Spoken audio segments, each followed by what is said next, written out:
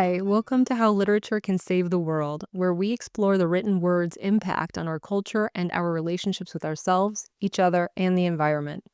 I'm your host, Michelle R. Brady. I am a writer, editor, and attorney who just wants to talk about how we use the power of words for good and where you can find the ones that will help you see the world in a different way, like traveling without leaving your house.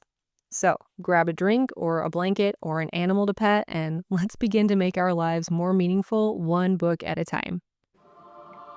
The trouble that mankind makes is that he thinks he's Italian, he's German, he's Spanish. We're all humans on this beautiful paradise is our earth. Okay, hello, and welcome to episode 0. I wanted to take a minute for a bit of a longer introduction and to explain what the point of yet another podcast on books is. So, like I say in my opening, I'm a writer and attorney. I grew up in the Midwest and was the first person in my family to earn a college degree. And I did that by joining the Army, where I served as a reservist until I graduated and commissioned. I went to undergrad in Chicago and got a BFA in fiction writing, and then I went to Army flight school to learn to fly helicopters.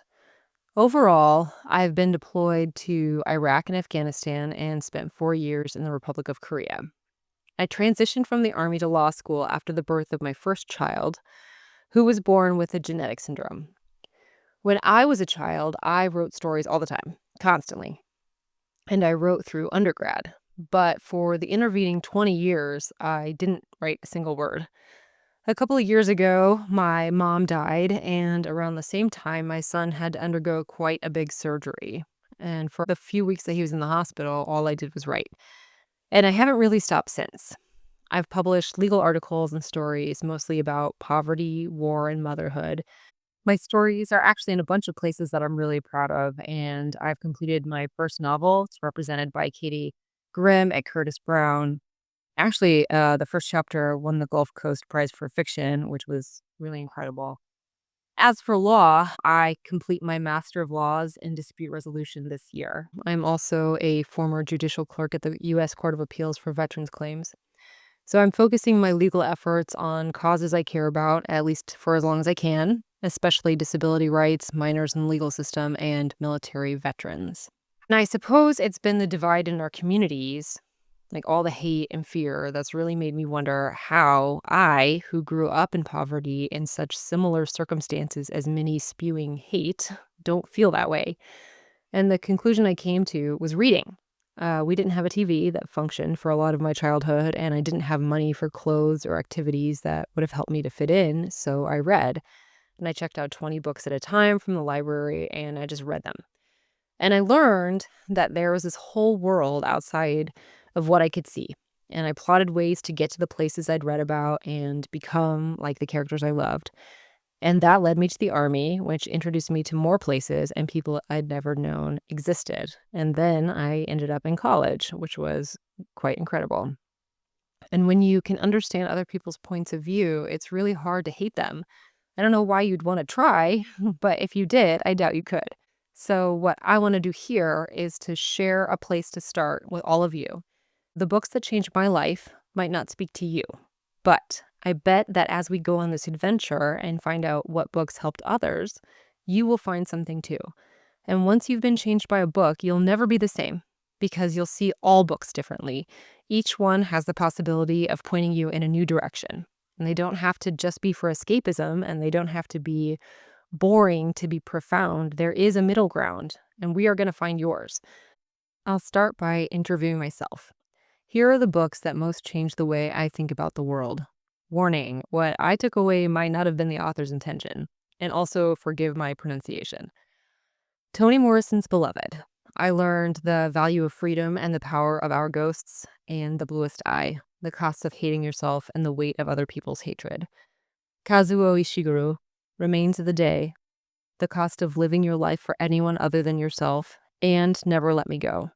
Thoughts about what makes us human and how we trick ourselves into using other people as means to an end. William Styron's Sophie's Choice, the ways we hurt each other, the weight of guilt and self-condemnation, how self-loathing can skew the way we view other people's intentions. Louise Erdrich's Love Medicine, the role of belief in our communal lives, the value of home, struggles with identity and belonging. Jhumpa Lahiri's Interpreter of Maladies, the struggles for connection and communication in our most important relationships and in shorter interactions that end up making lasting impressions. James Baldwin's Giovanni's Room, which dealt with discrimination and constant otherness, questions about belonging. And I think also Richard Yates' Revolutionary Road, about continuing to live when your dreams have died and feeling trapped and disillusioned. But there's more to this list. None of these books were written by an American white woman who grew up in Midwestern poverty. None are written by white women at all. And you might think that as a young adult, I deliberately sought out voices that I didn't identify with, but that's not the case. I just read everything I could, and these were the books that spoke to me most. So, in addition to exploring the themes of the books themselves, I also got to immerse myself in cultures I wasn't familiar with. And that includes male identifying writers. I did not grow up with my dad, so the point of view and voice of a man was foreign to me. So, my plan is to be publishing an episode every other week. And if you can't wait that long, obviously you can feel free to subscribe to my Substack, which is entirely free forever, called The Craft, Business, and Philosophy of Literary Fiction. It is not the same topic, but things will overlap, and it includes more practical advice on getting published if that's something you're interested in. And if you just want to read something short and wonderful, check out houseofarcanum.org. It's also free, also forever. And I think that covers it. So let's get to it. So I taught in Baltimore for 2 years and then in New Haven, middle school language arts. And I love middle schoolers so much. And I think everyone should love them. Wait, why? The best. But what specifically is so good about them? Because we just saw Diary of a Wimpy Kid, and frankly, it looked terrifying. I think it's really, to start with, I think it's a person that was the trigger or that changed things in my life. So neither of my parents were readers. I don't think they ever read to me, or at least I have no recollection of it. They have no books in the house. And until the age of 14, I think, I read maybe a handful of books that I was forced to read at school.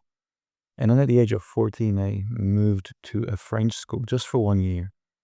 And I had this French teacher who completely changed my life in terms of reading and also in terms of writing. What was really nice about him is that he, not only did he introduce me to fiction, but to all sorts of other arts that involve words. So we read Zola and Germinal, so that was fiction. But we also read poetry, Verlaine and Baudelaire. We read theater, Antigone by Ennui. We watched movies like Psycho by Hitchcock. We analyzed lyrics of singers. So it was a very broad introduction to arts. And that was the moment I fell in love with arts and literature in particular. And I think that opened a whole new world for me. So the first book that I'm going to recommend, I actually mentioned earlier, it's the novella that made me realize that I love novellas. It's called The Strangers, and it's by John Bilbao. And actually, I read it with my partner, and he also loved it. And he said, make sure you know how to pronounce that man's name before you say it on the podcast. And I didn't, so hopefully I pronounced it correctly. It's in translation, and it's incredible. It's from a very small press, and it's perfect. It's a perfect novella. Thank you so much for listening. Until next time, and in the words of my daughter, let's hip hop our way out.